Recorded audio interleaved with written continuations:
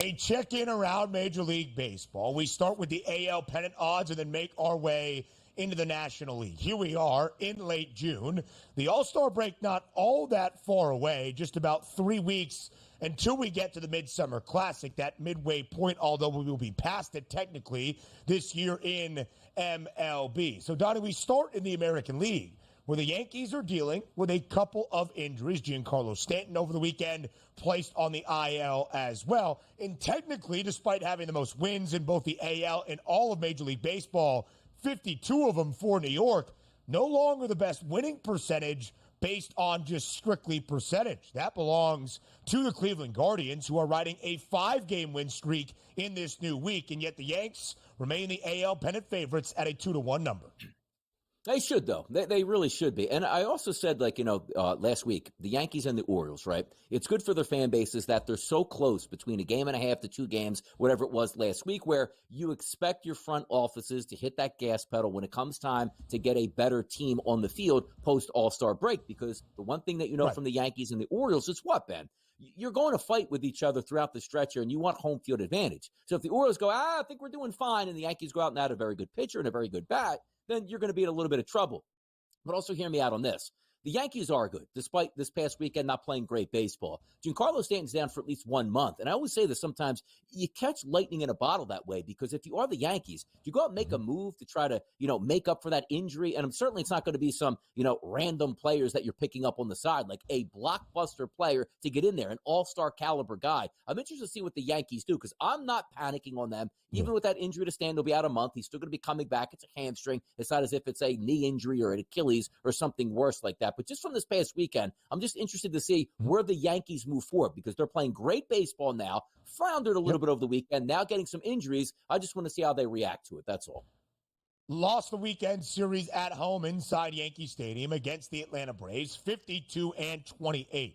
That is the record for New York. They have played 80 games. So when I said to start off this segment that the MLB All-Star game and All-Star break is not necessarily the midway point, although we consider it that, the Yankees nearly at their midway point here, having already played 80, 52-28.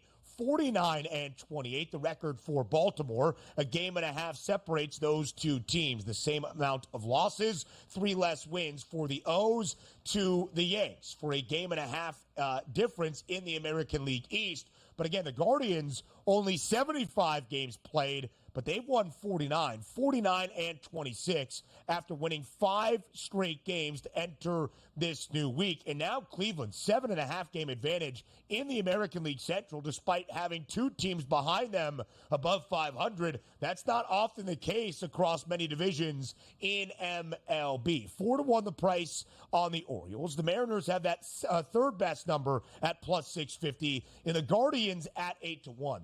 Donny, when we once looked at the American League pennant odds, you said really outside of New York and Baltimore, there were not many teams that you trusted to be a true contender for a pennant in the American League.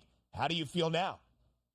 I'm still, when it's all said and done, right? Because I'm using projections here and saying, okay, what's the record now? What do you think it's going to be at the end of the season? But also on top of that is, what's the team going to be like on the field at the end of the season? Not just the record itself, but who's going to be playing? Because I have faith that the Yankees and the Orioles are going to press that lever and say, you know what? We're in position to win a World Series. Let's make this happen. Now, does that mean giving away your best prospects for rental players? No, it doesn't. But if you're looking between the Yankees and the Orioles in an arms race here, you figure they're going to add pitchers. They're going to add a bat. They're going to add bullpen here. The one thing that I worry about is because, once again, the Orioles are only a game and a half back of the Yankees. They're going to fight it out in the East for the rest of the summer. My question is, can the Minnesota Twins hang on close enough to force the Guardians into saying, you know what? We might need a little bit of extra revamp on this team to make it to that finish line and still be in first place. They're a really good baseball team, getting quality pitching and some guys in that lineup that I really love to bet on a night-to-night basis. But I think sometimes you get lulled to sleep. Like, let's just say the Guardians in a week's time here, Ben, are 10.5 games up in the Central Division. Their ownership group, and again, operates like a small market team, might say, you know what? We're not going to give up any of our prospects here. We're not going to add to payroll. We're good enough as is. Because when you get to the playoffs, I don't think they line up number 1 versus number 1, number 2 versus number 2, and certainly that lineup 1 through 9. Again, I preface this by saying I really like that Cleveland line. But if you're looking at the Yankees, if they're fully healthy and adding on by the time you get to the playoffs, I just don't think they stack up in the playoffs. So I love what I see out of the Guardians. I just want that ownership group to say, look, it's not often that the Guardians may be the best team in baseball record-wise. Add on to it. Go win a World Series here for Cleveland. And it would be very interesting as well to look at where the pennant prices were at this point a season ago on the two teams that won the pennant. The Rangers out of the American League. The Diamondbacks came out of nowhere to win the NL and play in a World Series. In the expanded postseason, now in the bigs, anything can really happen by the time we reach October, and that's what it takes to cash this ticket. Not to be the best team in your league or the pennant favorite when the playoffs begin, but making sure you carry over the momentum from a long 162 into the postseason. I think the odds makers have it correct with the two teams at the front of the pennant prices, the Yankees as the favorites, the Orioles just not all that far behind at a 4-1 price. But you are going to get the benefit of winning a division. In Cleveland right now, with the season ended today, of course, it does not, but nearing its midway point would be the number one overall seed in the American League playoffs. The Guardians, again, 7.5 game lead in the American League Central, minus 220 to win the division. The Twins not all that far behind. They would be a wild card team if the season ended today. Baltimore has a 6.5 game lead over Minnesota for that top wild card spot. So let's look at the American League West. The reigning World Series champs, the Rangers. They swept the Royals this weekend. The Houston Astros, who have played in the last 7 ALCSs, they swept the Orioles. Worth a sprinkle at all, DRS, in your estimation on the two teams from Texas in the AL West? Again, going back a couple of weeks, I always thought it was going to be Texas that would be able to overcome the Houston Astros and the Seattle Mariners. So I'll still stick with that opinion. I don't love what I see, but get Max Scherzer back, it looks pretty good. But hear me out on this. The Yankees, run differential, plus 109. The Orioles. Looks as though we had a technical difficulty there with Donny Rightside. Does not often happen, but I am here.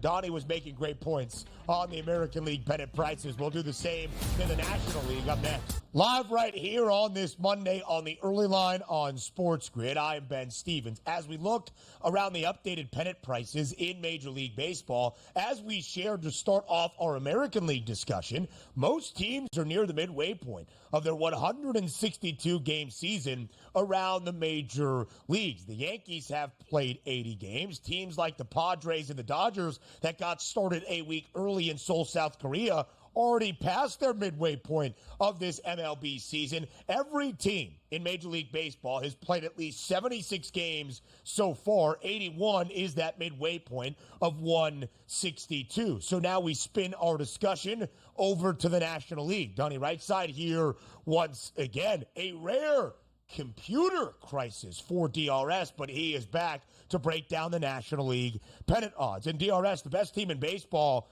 that's your Philadelphia Phillies. The best record in all of the bigs, the second most wins in all of MLB at 51. Again, best win percentage, second most wins for Philadelphia, making a 51-26 record for the Phils after having a series victory this weekend. So, DRS, when you look at the Phillies, still trailing the Dodgers, plus 145 for LA, plus 270 for Philadelphia. To you, is that clear tier of two in the National League?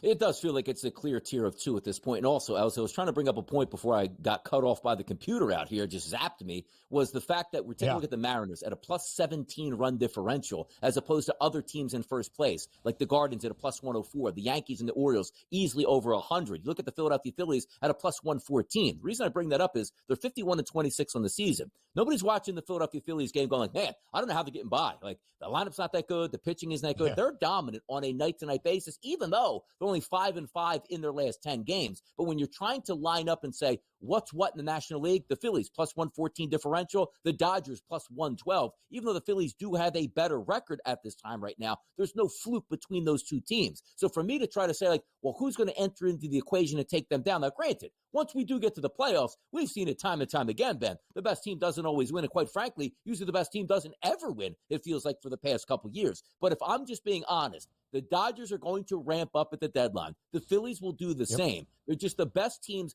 combo for combo, pitching, bullpen, and lineup by far in the National League. And that's not really a slight to the Braves. They're just injured at this point. Otherwise, they would be up there. But for me, the original point, Ben, Dodgers, Phillies, we'll see you in the playoffs, and it should be a dandy if they do meet up. In the last few years, Donny, and to start off this season, there has been that tier of two from the odds perspective in the National League, the Dodgers and the Braves.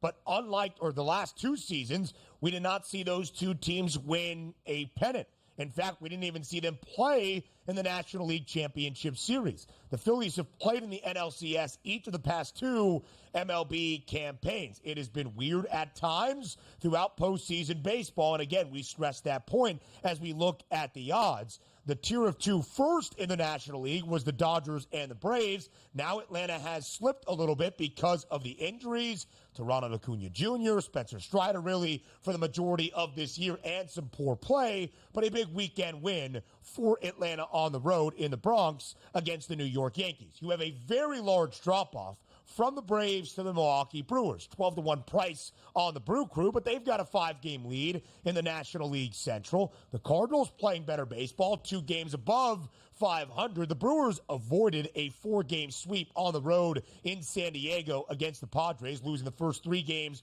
but winning the finale yesterday. The Cards swept the Giants in that extended weekend series, the game on Thursday night at Rickwood Field, the last 2 Saturday and Sunday in St. Louis.